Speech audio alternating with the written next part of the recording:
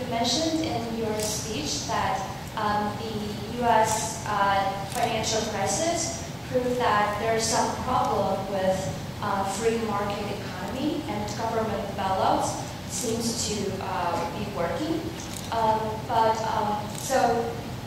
Right now there's a term that is emerging and catch a lot of people's attention. That is the state capitalism. Recently there was a cover story on the Economist magazine say that like in the future the state capitalism will have there are more and more countries will adopt the model of state capitalism, and the state capitalism shall have a prosperous it's a good model for development. So, but my question is state capitalism a really good model for economic development in your view? Because like right now in China, although the Chinese government has given like really heavy bailouts to during the financial crisis period, like the 4 trillion government bailout and the 4 trillion government loans to the local financing platforms, to corporations and stuff. However, right now the government is building huge, bad debts and non-performing, assets. So, in your view, is state capitalism really has a future? Thanks. Very good question. Your question is state capitalism can be a viable alternative, can be a replacement of market economy. And that's your question. And my answer is no. We understand that 2 million or even 3 million North Korean people died of food shortage, died of starvation in the middle of the 1990s after the disintegration of former Soviet Union. Soviet Union gave energies and food to North Korea. After the disintegration, they could not continue. They could not continue to give all those generous aid to North Korea. China, these days, China is giving economic aid to North Korea. But in the 1990s, China did not really give as much food to North Korea. That's the reason why many North Koreans died of starvation. Do you know what it is to die of food shortage? It's a very slow dying process. It can take 2 to 3 years. And old people, young children, they all die. And it's very painful, very inhumane. My point is, even North Korean leader, Kim Il-sung or Kim Jong-il, did not want to see that happen. But it happened. Against their wish, against their planning. If state capitalism can be a viable alternative for many countries in the world, all those socialist countries should have succeeded to provide at least the minimum food to their own people, the minimum necessities to their own people. But history gives us many examples that those countries will fail. Socialist countries have more options than liberal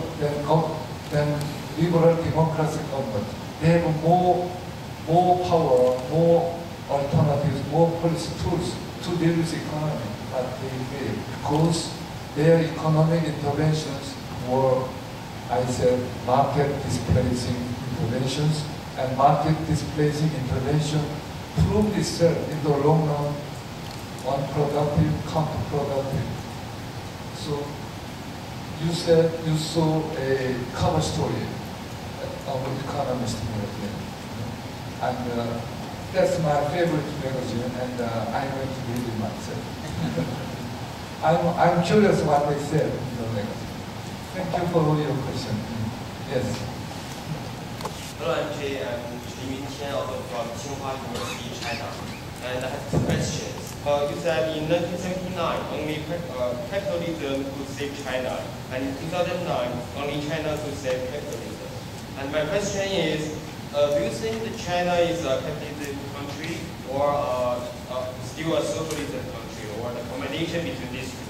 And the second question is, do you think is it possible to find a balance between capitalism and socialism? Thank you. You are from Chung Mong University, right? Chung Mong University is in Beijing, right? I remember I went to your university 2 years ago.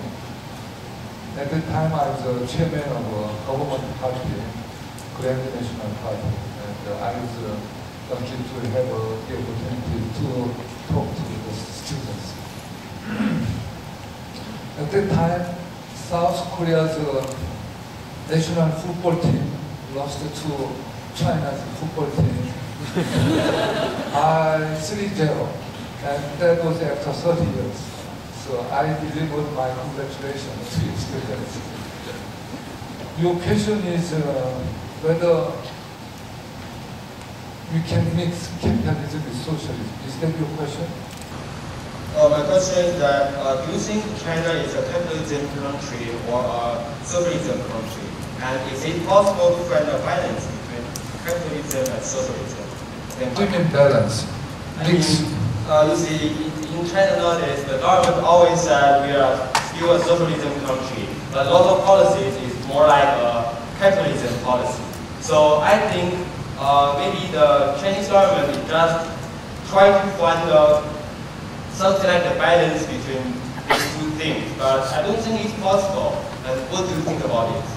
Well, that's a very good question, and it's not easy to answer your question.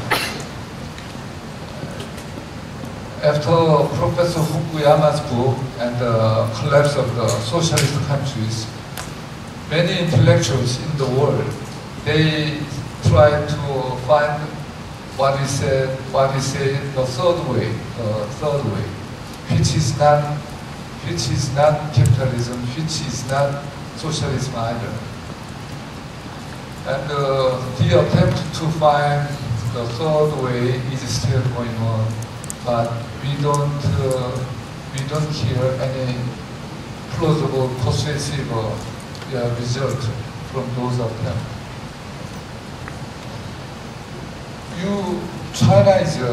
Chinese economy is, I would say, market economy, right? Do you agree? Do you think your economy is a market economy? Market economy. I was told your government is using the term market economy, right? But your political system is a monopoly system. Only people's, that's the name of your party, right? Communist Party. Only Communist Party is you have only one party system. It's a monopoly system. Economy is a competitive system. If we think it's a market economy, there is a competition in the market. While there is no competition among political parties in politics. So the question is whether this kind of dual system or disparity can be sustainable or not.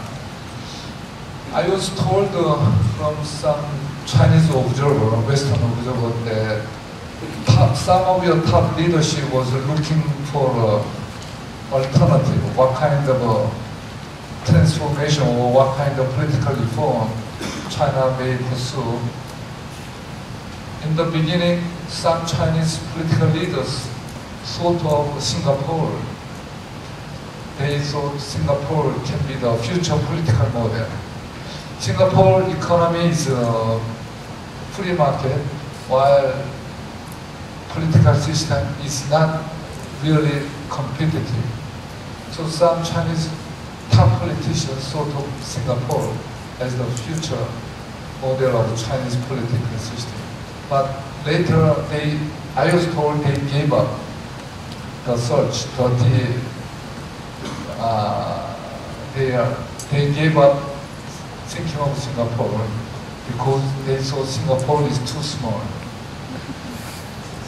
Later, I was told some Chinese politicians thought of Japan as a future model of Chinese politics because Japan's economy has been very prosperous while only one party, the Liberal Democratic Party, Jiminto, had been in power for how many years? Since 1955 till 2008, 2008. How many years? 53 years. So some Chinese politicians thought of Japan as a future model of Chinese politics. But I was told they also gave up this idea because the American economy was in trouble 2008, and they thought, oh, even U.S. economy is in trouble, so we don't have to try to learn from the U.S. Now, European economy is now in trouble, and your politicians now seem to think that there's not much to learn from outside the world. Let's keep our communism system keep going. Our system is the best. Economic growth rate is still very high, 8%, and then you can be the world's largest economy in 2016, according to IMF. So I'm afraid that your politicians are becoming more inward-looking instead of outward-looking.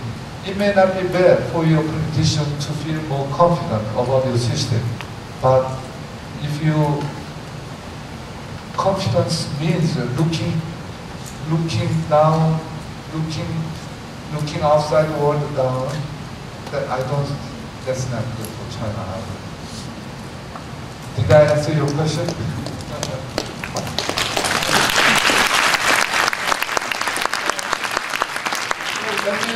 About Korea-China relationship, let me tell you this. Korea was divided in 1945 after the end of World War II. If Korea had not been the colony of Japan, there was no reason for Korea to be divided. Korea was divided between North and South because according to the agreement of the strong leaders in the world, Soviet Union and the US, so the military forces of the Soviet Union advanced to 38th parallel line of the peninsula in order to disarm Japanese forces, while the American forces also advanced to 38th parallel also to disarm Japanese.